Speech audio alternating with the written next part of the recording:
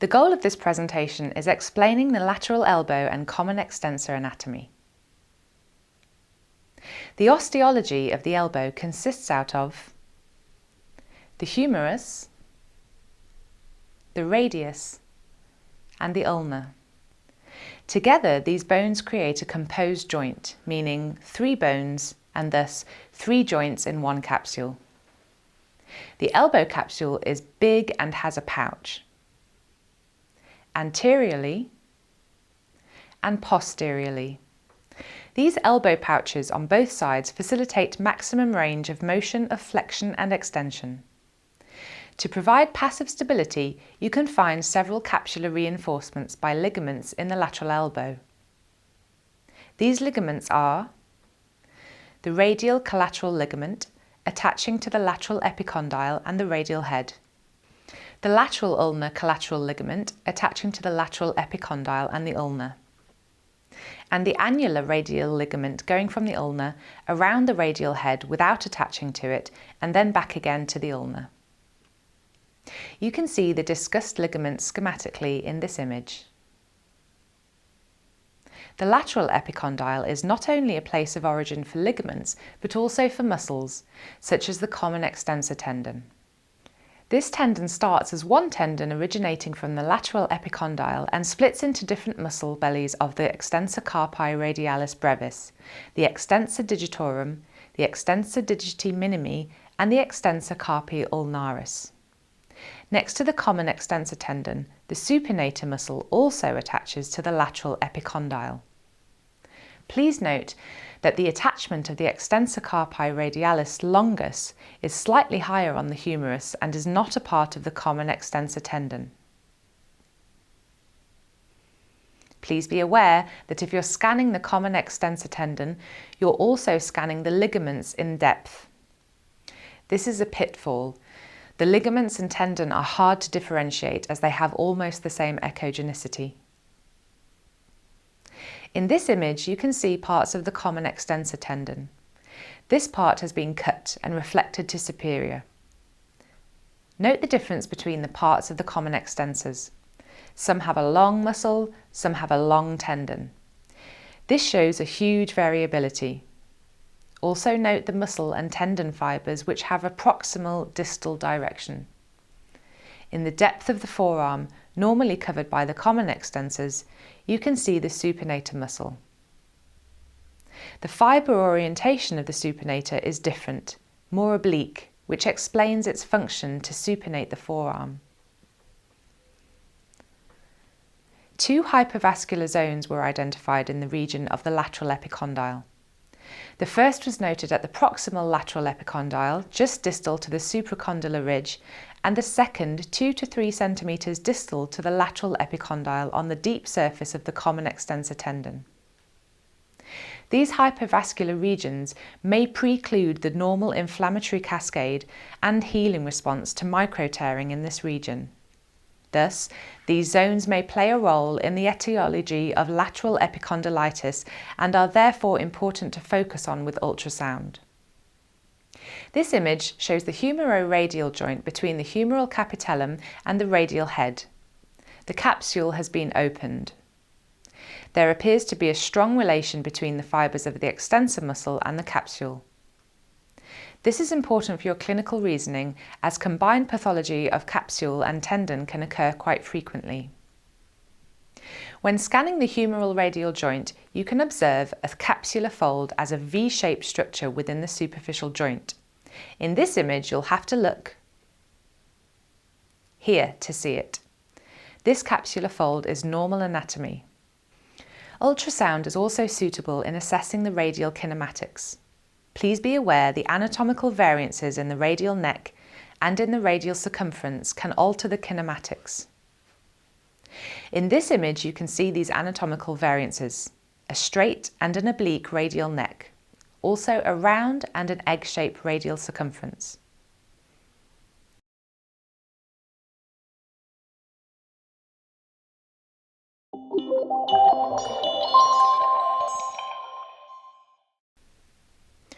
The goal of this presentation is explaining the lateral elbow and common extensor anatomy. To scan the lateral epicondyle and its connected tissues longitudinally, the patient has to sit in front of you. The arm should be placed in approximately 70 degrees shoulder anteflexion, internal shoulder rotation and 90 degrees of elbow flexion, with the forearm in neutral position between supination and pronation and with the thumb directed towards the ceiling. The sonographer applies the transducer with light pressure. The osteology in ultrasound of the lateral elbow shows the lateral epicondyle, the humeral capitellum, the radial head, and the humeroradial joint between the two bones. The capsule and ligaments are hard to identify as they blend with the overlying common extensor tendon. If we filtered out only the capsulo-ligamentous fibres and remove all tendon tissue, this would remain. You can see the ligaments pointed at by the white arrows and its humeral footprint. The footprint measured 7.4 millimeters in length and comprises about 48% of the combined ligament and common extensor tendon footprints. Let us switch back to the ultrasound scan. The tendon fibres of the common extensor tendon are pointed at by the yellow arrows. More to distal, you can visualise the radial circumference, the radial neck, and the radial shaft. The myology present in screen is the supinator muscle and one of the extensor muscles. To scan the lateral epicondyle and its connected tissues transversely, the patient has to sit in front of you. The arm should be placed in approximately 70 degree shoulder anteflexion, internal shoulder rotation and 90 degree elbow flexion, referring to the frontal plane with the forearm in a neutral position between supination and pronation and with the thumb directed toward the ceiling. The sonographer applies the transducer with light pressure. The transducer is placed approximately 80 degrees from the transverse plane to reach optimal image quality. This is the transverse common extensor tendon plus capsulo-ligamentous tissue on the top of the humeral capitellum. If we removed all tendon fibres and keep the capsulo-ligamentous tissue, this could be seen. These fibres, as mentioned earlier, comprise 48% of the combined tendon and capsulo-ligamentous structure. If you follow the tendon transversely, you'll see that the tendon fans out to several muscle bellies. In this image, you can see the transverse radial shaft, the transverse supinator muscle, and one of the transverse extensor muscles, most likely the extensor carpi radialis muscle.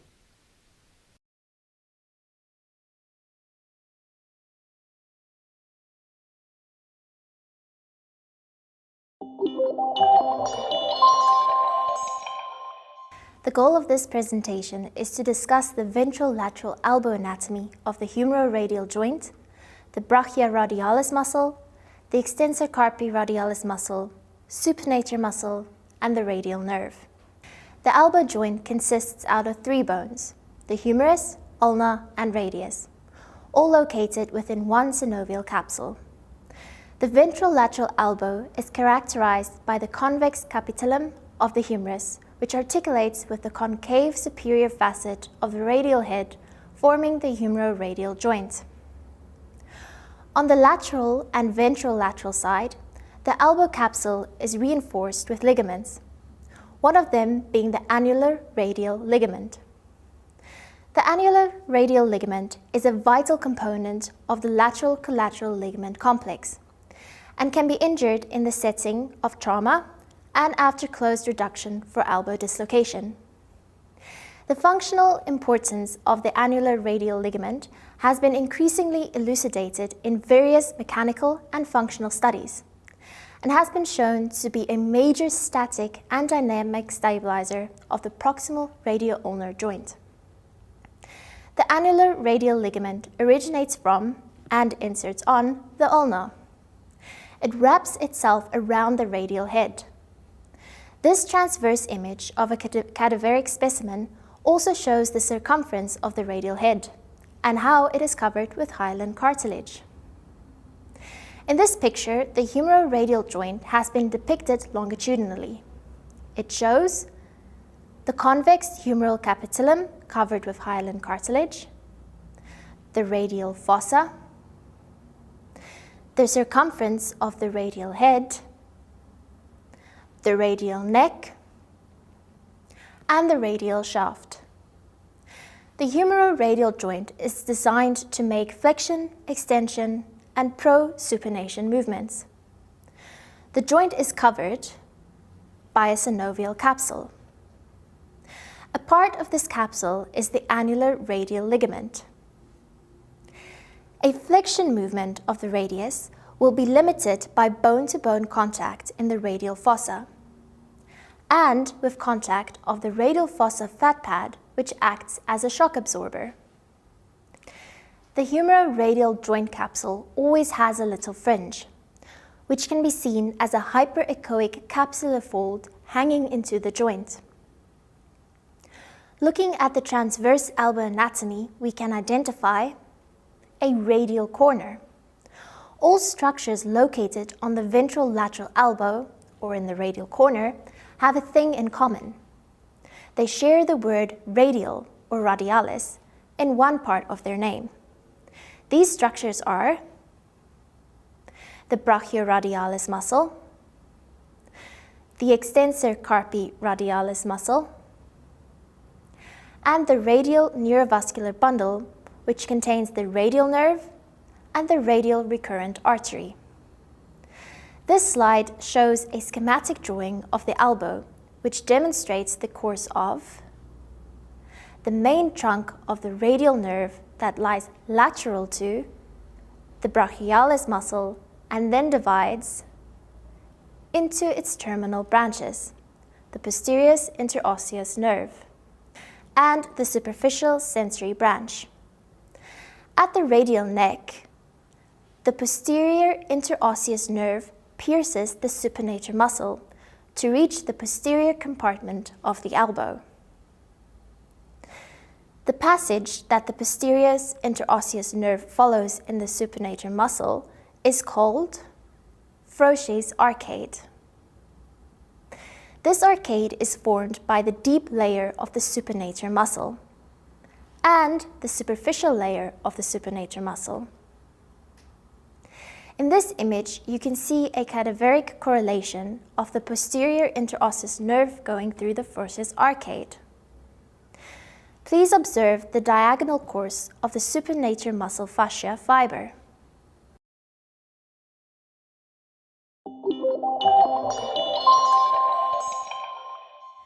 The goal of this presentation is to discuss the ventral lateral elbow anatomy of the humeroradial joint, the brachioradialis muscle, the extensor carpi radialis muscle, supinator muscle, and the radial nerve in musculoskeletal ultrasound. To scan the longitudinal long axis view of the ventral lateral elbow, place the transducer quite laterally on the ventral elbow. The patient has his or her elbow extended, preferably with the elbow resting on a pillow. This adds to the relaxation of the patient's arm, which is always essential while scanning. When scanning the longitudinal long axis view of the humeroradial joint, the sonographer will see the radial fossa, the humeral capitellum covered with an anechoic zone of hyaline cartilage and synovial fluid, the radial head also covered with an anechoic zone of hyaline cartilage and synovial fluid, and the radial neck. In between the capitellum and the radial head, the humeroradial joint can be seen. The capsule covers the whole joint. The capsule has different parts, which include the synovial fringe and the annular radial ligament. Proximal of the capitellum, inside the radial fossa, the fat pad can be seen. Depending on how lateral you are scanning, you can see the brachioradialis or brachialis muscle. In this case, a bigger part of the brachialis muscle has been depicted. To scan the transverse image of the elbow anatomy in the radial corner, place the transducer ventral-laterally. The patient's arm is extended and resting on a pillow. The obtained scan illustrates, in the radial corner, the capitulum, the joint capsule, and underneath it, the anechoic hyaline cartilage and synovial fluid, a partial image of the brachioradialis muscle, a part of the extensor carpi radialis muscle, and the radial nerve and radial recurrent artery. When you follow the radial nerve to distal, it passes over the radial head, in close relation to the annular ligament. Typically, this ligament appears as a curved hyperechoic band that covers the radial head like a belt. The cutaneous sensory branch and the posterior interosseous nerve can be recognized lying over the supinator muscle as a result of bifurcation of the main trunk of the nerve.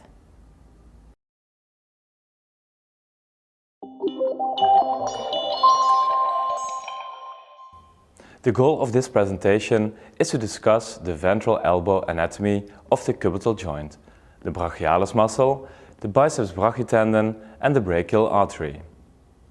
When focusing on the ventral elbow, the sonographer makes use of a typical landmark, the wavy appearance of the osteology, indicated by the red line on the right image.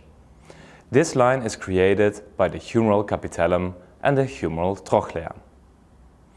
Looking at the transverse ventral elbow anatomy, we can identify a brachial corner. All structures in this ventral brachial corner have one thing in common.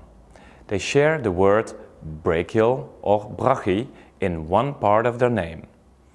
These structures are the brachial muscle, the brachial artery, and the tendon of the biceps brachii. The biceps brachii originates from two areas in the shoulder region. The long head of the biceps originates from the supraglenoid tubercle and glenohumeral labrum.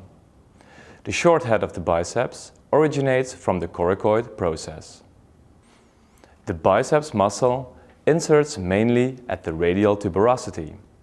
The fibers of the long head insert slightly more proximal, while the fibers of the short head insert slightly distal. But a part of the biceps muscle inserts via a thin fascia, the lacertus fibrosus, in the fascia of the forearm flexor muscles. Identifying this lacertus fibrosus with ultrasound is possible. However, it is a somewhat more advanced technique. Proximal migration of the tendon with a complete tear results in an absence of the biceps from the antecubital fossa and prominence of the antero-medial aspect of the forearm. This is the so-called Popeye deformity. The hook test is clinically used to assess the integrity of the distal biceps. However, the degree of retraction can depend on the integrity of the lacertus fibrosus. If it remains intact, there may be little or no retraction of the biceps tendon, which can make clinical diagnosis difficult. Palpating the biceps tendon after completing the hook test is a good way to determine where exactly to place the transducer. This can be done transversely with a short axis view or longitudinally with a long axis view.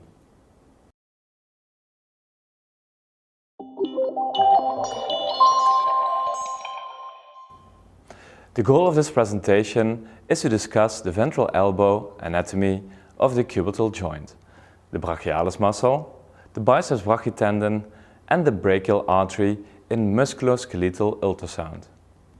When placing the transducer transversely on the distal biceps muscle belly, just proximal to the cubital joint, The myotendinous junction of the biceps can be identified. When moving slightly more distal, the typical wavy appearance can be identified. The following structures can be recognized in this brachial corner. The wavy appearance created by the humeral capitellum and the humeral trochlea. The cubital joint capsule with, underneath it, the anechoic hyaline cartilage and synovial fluid. The brachial muscle, the brachial artery, and the oval-shaped transverse biceps tendon. The biceps tendon always lies on the lateral side of the brachial artery. If the sonographer has difficulties in seeing or finding it, the patient can be asked to slightly contract the biceps. The biceps tendon will be activated and rotate slightly. When you sweep the transducer a bit more to distal, the wavy landmark is lost. The hyperechoic biceps tendon becomes smaller and approaches the radial shaft. The biceps insertion at the radial tuberosity can be assessed once the sonographer has intermediate and advanced skills. A larger part, but not all, of the longitudinal insertion can be assessed with the patient's forearm is kept in maximal supination and the inferior edge of the transducer is pushed against the patient's skin.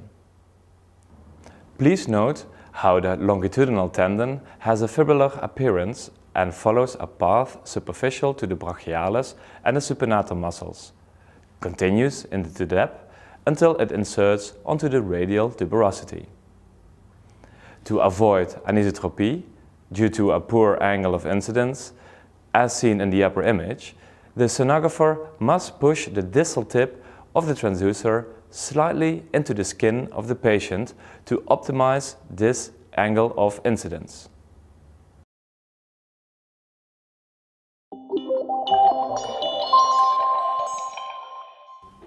The goal of this presentation is to discuss the ventral medial elbow anatomy of the cubital joint, the median nerve, and the pronator teres muscle. Looking at the transverse ventral medial elbow anatomy, we can identify the medial corner. This medial corner contains the pronator teres muscle and the median nerve. The median nerve can always be found in the medial corner, on the medial side of the pulsating brachial artery, usually at approximately a 3 or 4 o'clock position. In most cases, the median nerve pierces the pronator teres muscle and follows a course between the superficial and deep pronator teres heads and through the ventral forearm towards the carpal tunnel. The ulna articulates with the radius at the proximal radio-ulnar joint. The ulna articulates with the humerus at 2 hook-shaped structures: the olecranon, which limits the extension range of motion at the end of range, and the coronoid process, which limits the flexion range of motion at the end of range when it makes contact with the coronoid fossa.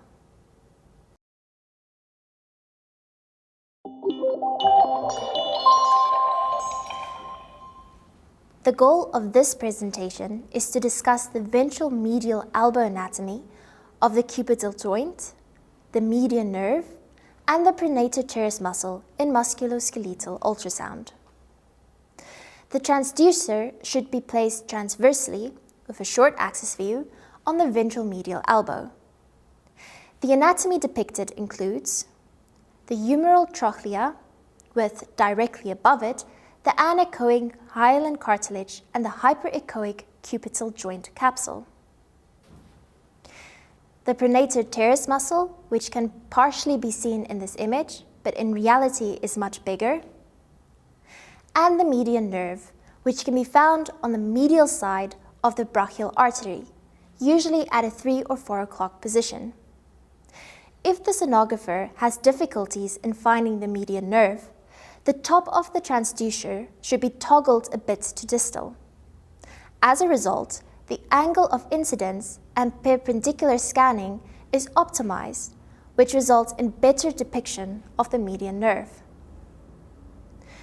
To scan the longitudinal long axis view of the ventral medial elbow, place the transducer more to the medial side on the ventral elbow. The patient's elbow is extended and preferably resting on a pillow.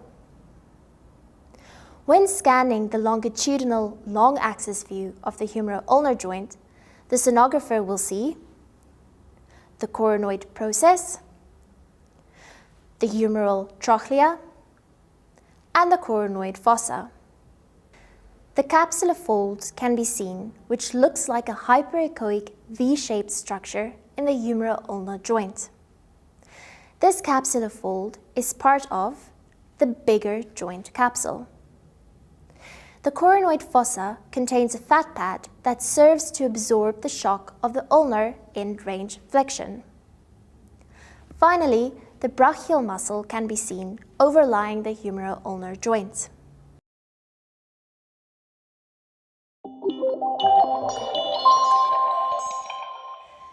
The goal of this presentation is to discuss the medial elbow anatomy of the cubital joint, the medial collateral ligament complex, the common flexor tendon, and its corresponding muscles. The medial view of the elbow bones shows the position of the medial collateral ligament, including its anterior bundle, the posterior bundle, and the transverse ligament. The anterior bundle has two parts, the posterior and anterior band. Please note that the common flexor tendon origin, highlighted in blue in this image, lies just superficial to the medial ligamentous structures. When scanning the common flexor tendon, you will also scan parts of the medial ligamentous structures. Generally, they can be separated from each other quite well, in contrast to the lateral elbow, where the common extensor tendon and ligaments are harder to differentiate. The common flexor tendon originates from the medial epicondyle and consists out of the pronator teres and flexor carpi radialis, the palmaris longus, the flexor carpi ulnaris, and the flexor digitorum superficialis. The flexor muscle fibers are orientated quite oblique in the first 10 centimeters distal from the elbow.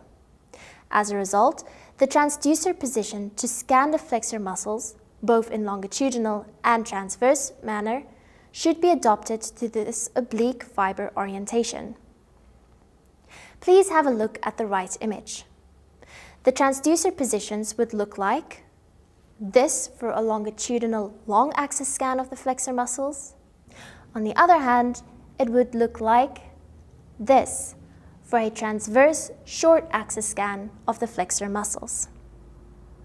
The flexor muscles are all wrapped in the brachial fascia, reinforced with the lacertus fibrosus fibers of the biceps muscle.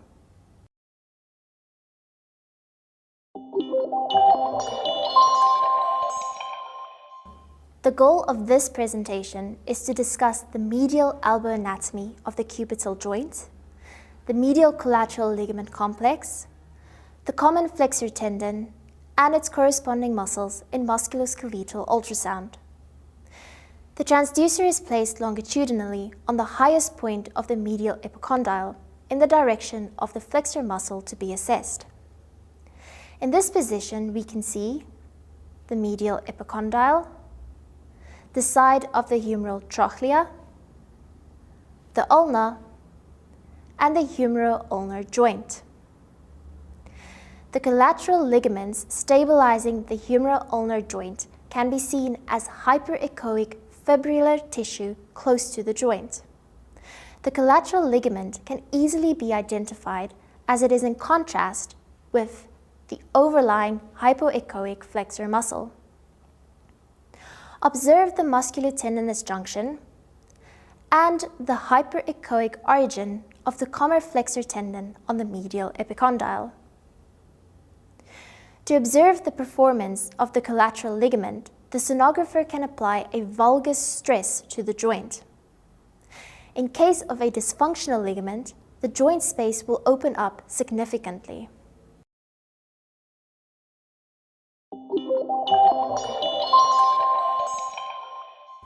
The goal of this presentation is to discuss the posterior elbow anatomy of the triceps, the olecranon bursa, and the ulnar nerve in the cubital tunnel. The posterior elbow anatomy is characterized by the ulna that is hook-shaped due to the presence of an anterior coronoid process and the posterior olecranon. The interior of the hook is covered with hyaline cartilage. The hook of the ulna glides around the saddle joint-shaped humeral trochlea, also covered with hyaline cartilage. The extension range of motion is limited when the olecranon makes bone-to-bone contact in the olecranon fossa. This bone-to-bone contact is partially absorbed by a little fat pad that can be found in the olecranon fossa. This fat pad shows a certain dynamic. The triceps tendon inserts on the olecranon bone and pulls the forearm into extension. The olecranon bursa covers the olecranon and partially the triceps tendon. In normal anatomy, the olecranon bursa can't be seen with ultrasound. This image shows the footprint of the triceps tendon insertion. This insertion correlates with the size of the olecranon. The triceps muscle shows three parts: a central tendon, a lateral expansion, and a medial expansion. The lateral triceps expansion is a consistent anatomic finding with a width that is approximately 70% of the width of the central triceps tendon. The central triceps tendon has a distinct, thick medial edge that is confluent with, rather than separated from, the central tendon. The triceps insertion has a broad medial to lateral insertion that expands in the proximal to distal dimension. Make sure that all parts of the tendon are scanned, as each part can be separately involved in pathology. This image shows the posterior view of a left elbow, illustrating a typical appearance of the expansive lateral triceps in continuity with anconeus fascia. This cadaveric specimen shows a dissected deep tendon with the thickened rolled medial edge and a flat broad central tendon. Thus, when scanning the triceps tendon, be prepared to see different sizes and dimensions of each part of the triceps tendon.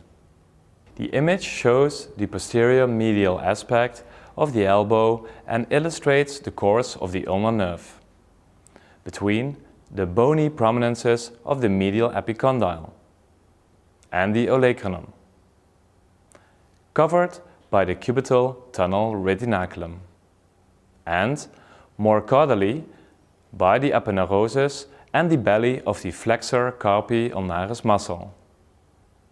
Within the cubital tunnel, the ulnar nerve lies very superficial and is therefore quite vulnerable. The body solved by this embedding the nerve in fat tissue. Due to this fat tissue, which surrounds the ulnar nerve in the cubital tunnel for protection, the ulnar nerve appears quite hypoechoic. It can be challenging to localize the nerve in the tunnel.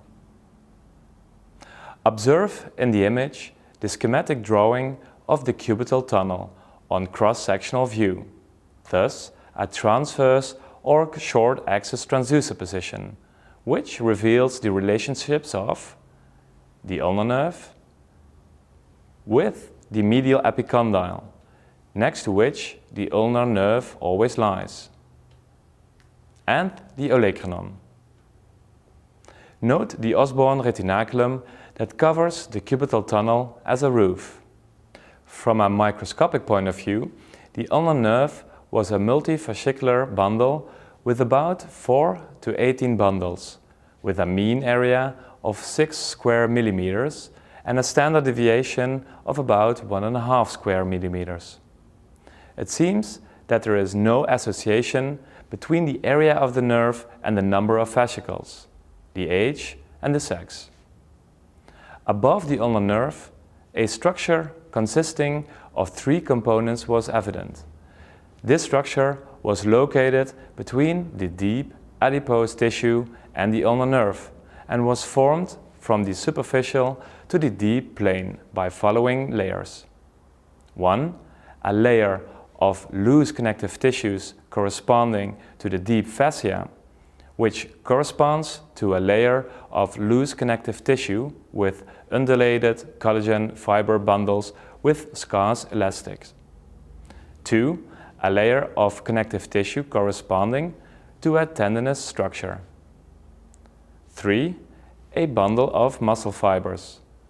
At the proximal level of the cubital tunnel, the retinacular components were particularly thick, with poor representation of the volume of adipose lobules. At the middle and distal levels, the adipose component was better represented, with thin retinacular cutis.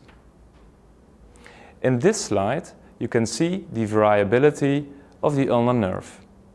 You can see 3 normal ulnar nerves with 3, 7 or 10 fascicles.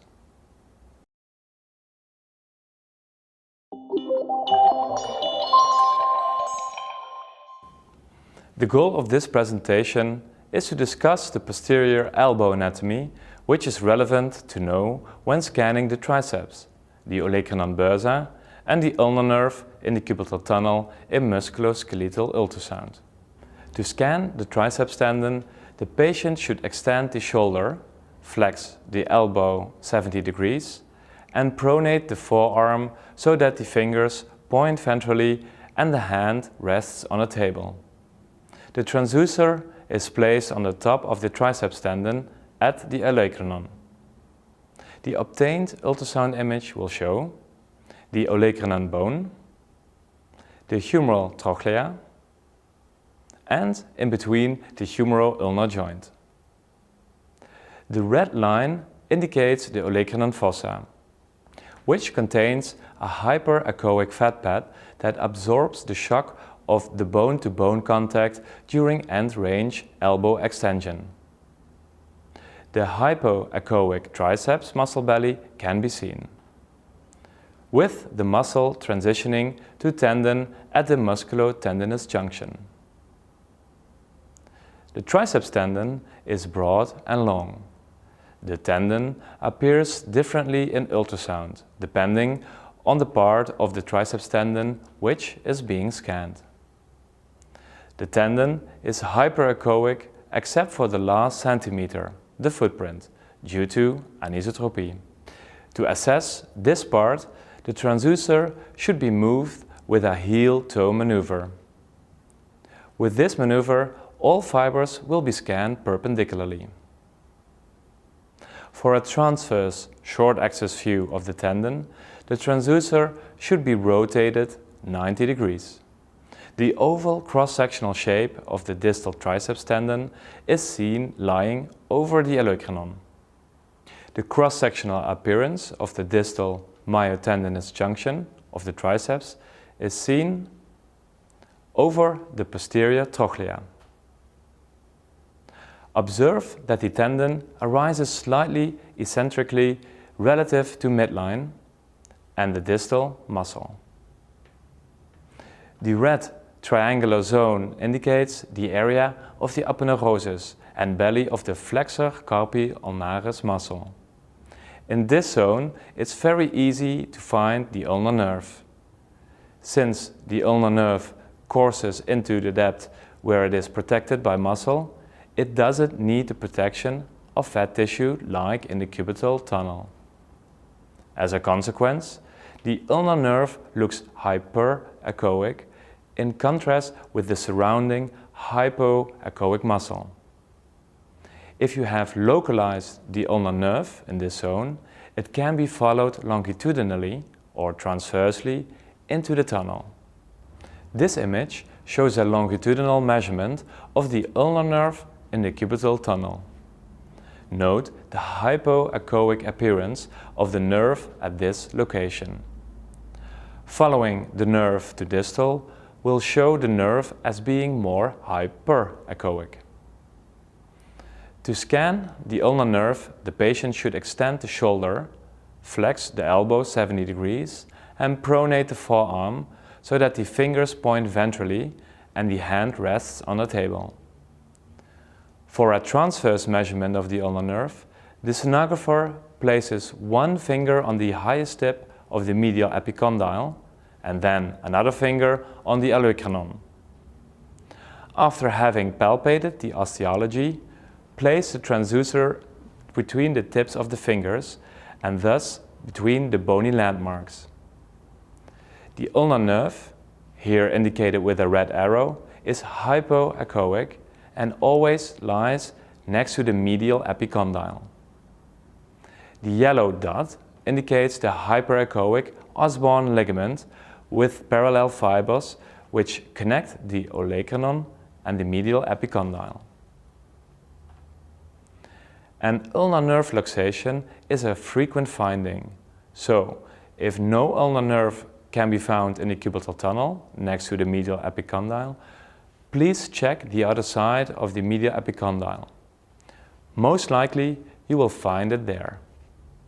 It's also possible that the ulnar nerve lies within the tunnel, but with flexion it luxates out of the tunnel to the other side of the medial epicondyle.